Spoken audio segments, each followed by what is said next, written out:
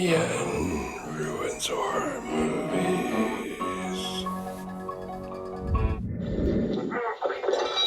that blood wrench like a whore handles a baby. Fucking do it yourself, man. Hey, you watch your mouth, goddammit. What's up, friends? It's time for another episode of Damien Ruins Horror Movies. My name is Damien, and tonight's episode is brought to you by Leatherface. That's right. If you look behind me, if you've watched a few of these in a row, I don't know where I cut off from the camera angles. Usually there's a Leatherface right there, 18-inch Leatherface. Right now he's here because he's in trouble. Because the other morning, he tried to make a run for it. Yeah, at 4:30 in the morning, and I happened to be awake, even though it was a Saturday morning. He fell off, taking a lot of shit with him. And I'm in my room, all I hear is this boom, because it's about a 5-foot drop, and he weighs probably a good 5 pounds. And I just hear this boom, and I'm like, what the fuck was that? Luckily, it was just Leatherface. Usually when Leatherface breaks into your house, it's a bad thing, but in this case, it was a good thing. And this is not the first time he's fallen. It's not the first time he's fallen down. He fell a long time ago, probably like 15 years ago. He took a dive from the top of a bookcase and broke his head off. And then he fell again and broke his midsection. And that pretty much put him out of commission. He used modeling glue to fix his head, but putting his waist back together wasn't going to work. But this time, the last time I fixed him, I used JB Weld, and guess what? That shit fucking works. Super glue doesn't. Hot glue gun doesn't. Model glue doesn't. That's all I tried. JB Weld, he fell 5 feet, dropped, bounced. He landed 3 feet from the point of impact in front. And maybe the stuff he took with him might have cushioned the fall. But he's in one piece still. His head didn't come off. His waist didn't break. That shit is no joke. So if you got any 18-inch figures that are broken and you need to put them back together, go to the store, get some JB Weld. Tonight's film, Dead End, from 2003. It's Christmas Eve. It's Christmas Eve night, which is kind of a weird time if you're going to go. Frank is driving his family to the in-laws on Christmas Eve night. Doesn't it seem like if you had a long drive, I don't know, you'd go while it's light out during the day? Because most people eat early on the holidays, right? That's a normal thing. It's like, oh, it's Christmas Eve. We're going to have dinner at noon. No, we're going to have dinner at like 2 or by 4. You know, and right now in my real life, it's about 4 o'clock and it's still light outside. So I was like, why are you getting to the in-laws at fucking midnight? You're gonna run into Santa Claus on the way, you dumb fuck. And maybe he is running late because he takes a shortcut, and it's the first time. 20 years of going to his wife's parents' house, and this time he decides he's going to take a shortcut. He is also drowsy and kind of nods off and almost gets in a car wreck, but he won't let anybody else drive. And his daughter, I guess I'll introduce his family. Because Frank, the guy driving, who I already talked about, he's played by Ray Wise, he's in a lot of stuff. I can't think of anything off the top of my head, though. He's in The Chase. And he's kind of funny, but he looks like a bad guy, or like an evil boss. You could do a horrible bosses movie with him being an evil, horrible boss. His wife, Laura, is played by Lynn Shay. Lynn Shay is a staple to the horror genre and community. She's in a lot of stuff. Lately, I did watch a movie just recently where it was called Room for Rent. It was kind of creepy because it was made like 4 years ago, so she's pretty old now. I was surprised because I saw her. To me, she's always looked like she did in that movie I watched the other day. But then I watched this, like, wow, she's like young and vibrant. It's kind of cute. Because it seems like she's always been the same age. She's always been old. She was in Nightmare on Elm Street. She was old then, and she's just always been old and creepy. But then you start going back. You watch her stuff that she does now, like Big Ass Spider and Insidious. You're like, wow, she looks just like she did then. But in 2003, she gets creepy as this movie goes. But it's like, oh wow, she's not that creepy. What's going on? Did they do something? Did they do something to make her less creepy? The son, Richard, he's like a teenage son. I don't know how old he's supposed to be. Probably, I don't know. He's like an 18-year-old, but he's like supposed to be a 6. Like I would guess he's like a sophomore, but he's probably older than that. That's the weird thing. Because then his sister Marion, she was in college, so She could easily be 20. She's been doing this for a while. But it's the typical, based on how they act. When you fight with your siblings, there's a certain route that you do till you hit a certain age and then you get along together. But these guys are acting like they're both in high school. Like she's a junior and he's a freshman. Or maybe he's a sophomore and she's a senior. And her boyfriend, Brad, is with them. And like Richard just like talks shit to him the whole time. It's kind of funny because like Brad could just get out of the car and whoop your ass. He's a fucking athlete, which means he's in shape and you're a little stoner kid. So why don't you watch your P's and Q's and shut your fucking mouth? After the car wreck they almost got into, but they didn't hit anything. So the dad's like, "Oh, is everybody okay? Is everybody okay?" Blah. And Marion's like, "I can drive." He's like, "No, I know what you did to my last car." And he stops the car. And it's kind of weird because it's revealed that Frank, the dad, is a car salesman. So it's like, I think he's a used car salesman, but he is now a manager. But it's like, if anything happened to your car, like you of all people, it's pretty easy for you to get a new car. You work with cars. So, and it's not like this car is like his, no, you can't drive my car because it's not a nice car. It's a fucking station wagon. I think it even has wood panels on it. But he stops the car and gets out and looks at it, and it cracked me up because he looks at it, he's like, "All right, everybody's fine." Looks at the car, he's like, "No damage." I was like, "What the hell was that? Are you fucking Cajun all of a sudden? You friend? No damage. The car looks fine. Let's all get back in." This road trip started, yeah, because there's no damage on the car. They keep driving and they pass a red shack and Frank stops. And they're like, what are you doing? He's like, "I just saw a lady in white. She looks like she's in trouble." I don't remember what his justification was, because for me, if I'm on a road that's basically like a cement road that goes through the woods and it's straight and they've been driving on it for a while. If I see anybody, fuck off. I'm not stopping. Especially if I'm driving my family. But he stops. They get the girl, and he's like, tells his daughters, like, she's like, "Well, I'm just gonna walk because I'm not feeling good anyway." I'm like, "All right, see ya." I was like, where's she gonna walk to? You guys don't know how far out you are from the in-laws' house because you're taking this never-ending shortcut.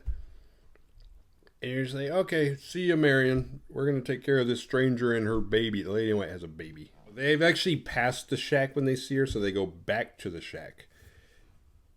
And like Richard, like this is, and as I was watching, I was kind of wondering. It's like, Richard's probably got to be horny by about now, being in the back seat with his family.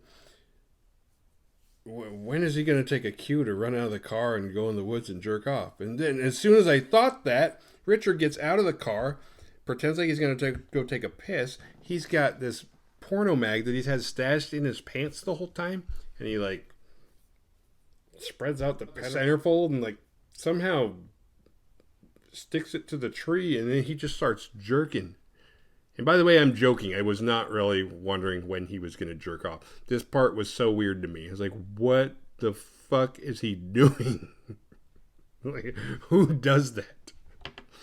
Although this does, we're 6 years away from everybody having a smartphone. So this is how we used to roll in 2003. We just kept a fucking porn mag in our pants that was this big. We shoved that. I mean, at least roll it up and wear baggy pants where you can put it in your pocket. He's got it like, it's probably been, the corner of the spine has probably been stabbing his thigh for the last 3 hours. So I don't remember what Frank and Laura are doing. I know what Richard's doing. Marion is who knows where. Brad's in the car with the lady in white, and he kind of talks to her. He's like, "Hey, oh, what's your baby's name?" I think the baby's name was like Amy or something. He's like, "Oh." She's like, "You want to hold it?" He's like, "Oh, no, I'm not really a baby guy." And she's like, "Hold it." And she makes him hold it. He's like, "Doesn't your baby have a hard time breathing with all these blankets over his face?" And she goes, "No, he's dead." He's like, "What?" And he takes the blankets off the face, and it's this bloody mess. And he's like, and he lets out this bitch ass scream. He's like, "Ah!" Like Jonah Hill. No, not as bad as Jonah Hill in Accepted, but goddamn, that was funny when Jonah Hill did that. But it's pretty bad. Bad enough that it interrupts Richard's jerking And Richard's like, oh man, I'm going to have to finish this later. And he runs back. He's like, oh, what's going on? What's going on? And then they're like, Richard's gone. And so is the lady in white. And this black car drives by, and they can see Richard's like, he's the cover of the movie. Richard in the back of the car, and the car drives off. It's like, oh, we gotta go save him. So they drive after it. And somehow old Eagle Eye Frank, he never misses a thing. He's driving. The black car never stops, but he's on the side of the road. He's like, and he stops. And like Brad's mutilated body's on the side of the road. And they're like, oh. And so they're like, well, Brad's dead. But look, there's his cell phone. So Dad gets a stick and he's like he doesn't want to. And then Richard's like, really? Come on. Can't believe I'm going to do this. And he reaches down to get the cell phone. And like Brad's ears attached to it. Because they never show the corpses. They just show like parts of it where it's like supposed to, like that's supposed to make it like, oh, it's so bad that we can't even show it. Or this movie's so low budget that we can't even show it. Which this movie, I don't know if this qualifies as B-horror or not, but it's Christmas. It does qualify as a Christmas movie. So he gets the phone. Laura runs off and like tries to call 911, and all she gets is like this weird recording of a woman's voice like freaking out, and she's like, so she goes back and is like, any luck? She's like, no, the phone's broken. Like the level of dishonesty in this family is so weird. So Frank seems to think that they're about 15 minutes away from the in-laws' house, and they see a sign that says, it's got like an arrow point. It says Marcotte. It's one of those signs where it just has an arrow. It doesn't say like 20 miles. It's like you just know Marcotte is up ahead somewhere. If you keep going straight, you will eventually hit Marcotte. But it could be in 5 minutes. It could be in 5 hours. You have no idea. Like Oregon has shit like that when you're going to the beach, where it's like, oh, Florence, that way. It's like, really? So we're pretty close. Nope, you're nowhere near it. But keep going that way. But Marcotte's not on any of the maps, which kind of starts a big fight, because the family's been fighting all along. It's almost like Frank must really hate Laura's family. It's like every year he has to go through this, and he's just pissed. And he's like, it's not on the map. Well, I didn't bring it. Did you pack the map? She's like, I don't think to bring the map. It is kind of funny, because she's like, I didn't bring the map because we never used the map because we know where we're going. We go to the same place every year. And I was too busy worrying about the presents to deal with that. And he's like, how the fuck can you think about presents at a time like this? But they do realize that all the clocks have stopped at 7:30. And then Richard starts kind of breaking shit down. He's like, oh. And he's kind of making sense.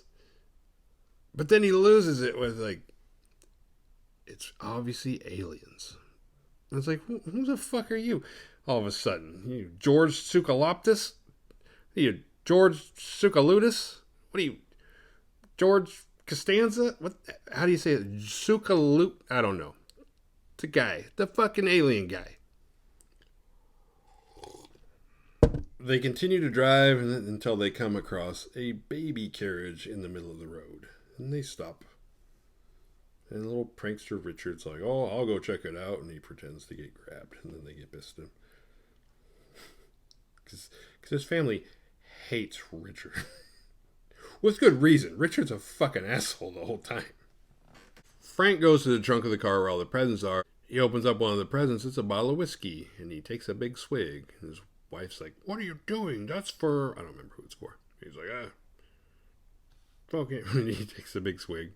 And meanwhile, Marion's in the back of the car. She's gone kind of catatonic. She just kind of completely zoned out. They start driving again, and then they get a flat tire. What else could go wrong? It's at that moment that Marion announces that she's pregnant. And Richard's like, well, I smoke pot. So they get out of the car, and Richard like starts trying to change it. And the dad's like, takes over for him. And then he disappears, and when the tire's almost done being changed, Laura's like, Where's Richard? And Frank's like, he's probably out in the woods smoking a joint. And it was funny because they pan on Richard, and he's out in the woods smoking a joint. But while he's out there, the lady in white is back, and he's like, oh. Because you got to remember, he didn't finish doing what he was doing earlier on that tree. trying to hit the scene with the magazine, but he didn't get to finish. And now the lady in white's here, sounding pretty good, and he's probably high as fuck. So he's like, all right, let's go. And they start kissing, and she's like, just bites off his bottom lip, and he's like, For some reason, he's acting like he just got his tongue bit out. He's like, The family is ready to leave, but they're not sure where Richard is. But then that fucking old black car drives by again. And now this time it's Richard, like, and they're like, oh my God, they got Richard. And they drive after it. And then somehow they're following a car that Richard's in the back of. And then it's like, ka-dunk. And they get out of the car. They run over Richard, their son. Because somehow Eagle Eye Frank can spot everything. Unless it's something that should be important to him. Like his own kid. And they're just like, oh no, Richard's dead. And Laura gets pissed. No, all of a sudden everybody loves Richard. Like, oh, he was our little angel and now he's dead. And Laura's like, oh, poor Richard. Richard was just like his father. This reminds me of when we went to New Orleans. And Frank's like, we never took a trip to New Orleans. She looks at him and says, you're not his father. And he's like, what? He's like, Alan Rickman's his father. At this point, it's got to be kind of weird for Frank. Because it's like, well, on one hand, I was really sad that my son just died. But on the other hand, it's not really my son. So do I grieve? Do I not? Fuck it, at least my real kid's still alive. Come here, Marion. Give Daddy a hug. But they don't want to leave Richard behind. So they take all the presents out of the back of the station wagon to make room for him. And then Frank opens a present, and it's a shotgun for Uncle Herb, the gun nut of the family. And they got the shotgun, which is kind of weird. It's like, okay, you've opened 2 presents so far. So far, you're getting your family booze and fucking live weapons. And slowly, Laura is starting to lose it. And when I say slowly, I mean rapidly. They continue driving, and Laura's in the back seat eating. She eats the whole the chocolate chip pumpkin pie that she made. And then she starts eating the chips. Like, did Richard leave a joint behind? God damn. And then they have to pull over because she's not feeling good. And she starts puking all over the side of the road. And then she finds the shotgun, and she thinks she's acting like it's a toy. And the funny, yet creepy part is, she's like, oh, this is kind of fun. It's like, oh, what about this? And she puts it in her mouth. She's like, and Frank's like, Laura! She's like, I'm just kidding. Then she turns around and shoots Frank. And it looks like he's about to die. Holy shit! The bitch shot me in the leg! Is he? But it's actually, he just got shot in the leg. Which would suck, but I mean, he'll live. I guess his daughter's studying to be a psychiatrist, therefore she knows how to take the pellets out of his leg. Because when you go to school to be a psychiatrist, they kind of cover flesh wounds and shit too. Now I'm gonna get a bunch of hate from people who are like, actually they do teach you basic medical. It's like, I'm sure they do. And once his leg's wrapped up, and he's still got that whiskey, he takes a swig, but he still insists on driving. And Laura starts seeing people. She's like, oh, the people in the woods. And they're like, what the fuck are you talking about? You have lost it. And she's like, hey, look, I just saw my friend Janine. And Frank's like, Janine's been dead for 10 years. I don't remember how long she's been dead, but she's dead. She's like, well, I really want to go say hi to her. It's like, dude, she's been dead for over 10 years or whatever. And so Laura's like, all right, well, I'm going to go say hey. And she opens the door and bails. And they're like, oh, shit. Stops the car. And they get out. They're looking for Laura, and they see the black car, the old black car. And they're like, oh, shit, oh, no. And he's got the gun, so he shoots at it, and the black car takes off. And then Laura shows up. Like, they saved her from the black car. She seems okay until she turns around. She's got, like, this chunk missing from the back of her head. It says, it's just a flesh wound. Yeah, I'm all right. Let's get back in the car now. But Marion notices that every time they get out of the car, somebody dies. So they have to get in the car and stay in the car and stop stopping. And then they'll be safe. And eventually they'll get out of this nightmare. They put Laura in the back seat. And finally, Frank lets Marion drive. He lets somebody else drive his car. And he's like, and it's funny because there's a scene earlier where she was going to smoke and it looks secretive, but then she's like, no, I'm not going to smoke. And maybe she was deciding, I don't know, maybe it was a secret that she smoked and she didn't want to get back in the car smelling like cigarettes, or maybe it's because she's pregnant. Because at that point, we didn't know she was pregnant. So I'm not sure, did you not smoke because you didn't want to hurt the baby? Or did you not smoke because you didn't want your family to find out that you smoke? But the dad's like, got his whiskey bottle. He's like sitting in the passenger seat. He's like, hey, you got a cigarette? And she's like, oh yeah, in my coat pocket. It's like, what's up?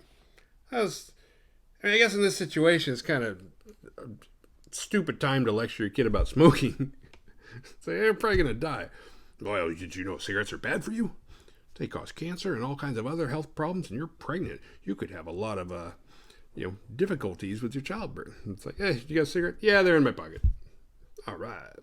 And a little earlier, she was asking about Alan Rickman, and Frank was like, oh, I don't know what she's talking about. I don't know anybody by that name. She's crazy. She's delusional. That's your brother. He's my son. Let's go. But now he's got his cigarette, and he's had a little more whiskey. He's relaxed. They start having a heart-to-heart, and he's like, Alan Rickman was my friend. I think they worked together. But one day, Alan came up to him and said, hey, I got this problem. He's like, what's your problem? He's like, I've fallen in love with a married woman, and I don't know what to do. Because I know it's wrong to pursue her. She's married.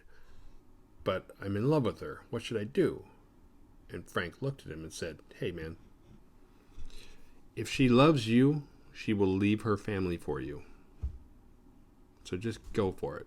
You only live once. And she didn't leave her family for Alan. But Frank didn't realize that Alan was talking about his wife, obviously. He's like, yeah, he talked to me and he never let on. And Frank never connected the dots until now. It's like, yeah, I never really talked to him again after that. He just kind of disappeared. And then Marion throws his bottle of whiskey out the window. She's like, what the fuck did you do that for? She said, I hate it when you drink. Every time you drink, you start telling these weird stories about your friends that fucked mom. Frank has like this epiphany. He's like, you know what? Stop the car. Stop the car. If we keep driving, we're going to end up, we're in a loop. We got to stop the car. It's time to walk. We're going to walk through the woods. She's like, but we'll die. Every time we stop the car, somebody gets killed. She's like, I don't think we have to keep driving. I think we have to keep moving. So they get out of the car and they start walking.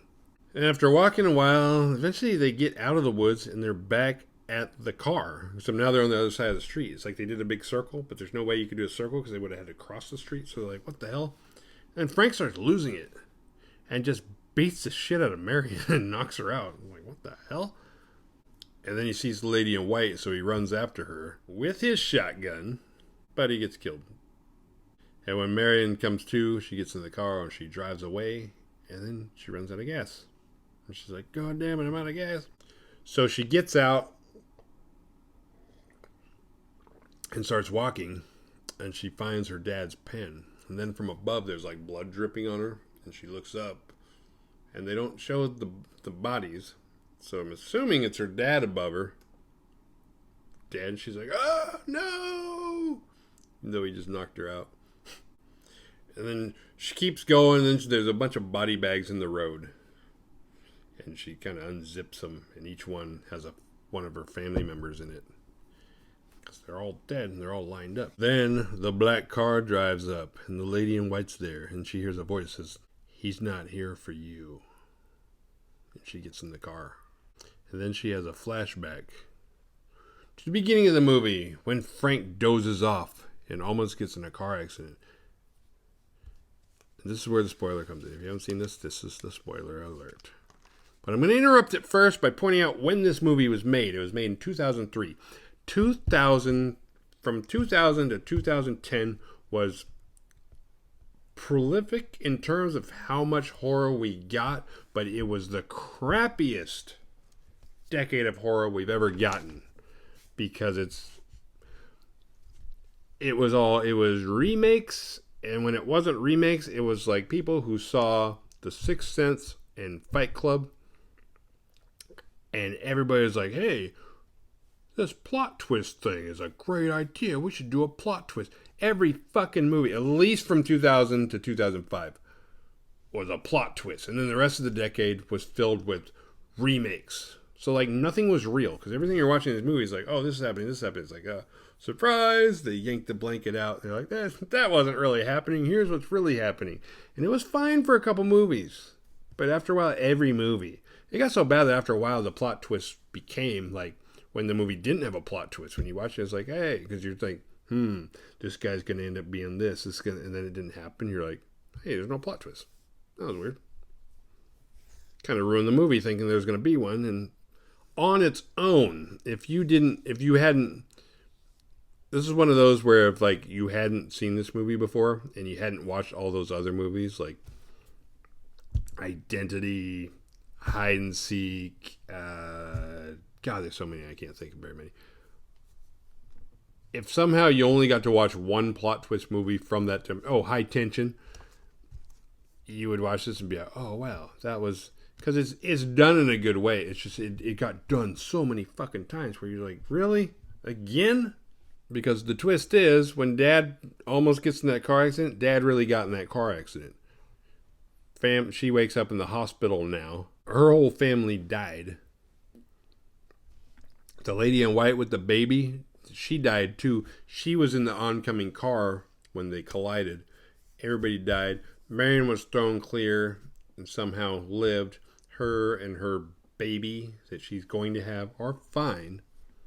So Man in Black, who's talking to the doctor's name is Marcotte.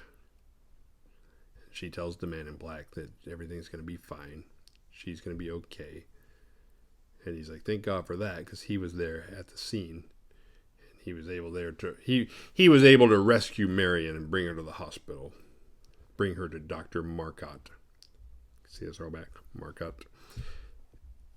And then, like, Dr. Marcotte gets off shift. Her car won't start. And the Man in Black's like, hey, you need a lift? And she's like, yeah, my car won't start. And she looks at his car. She's like, say, nice car.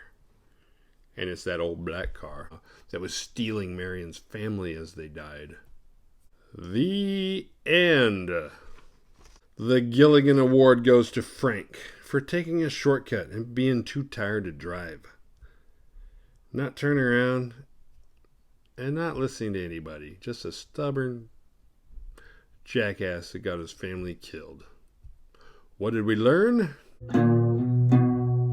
Survival tales.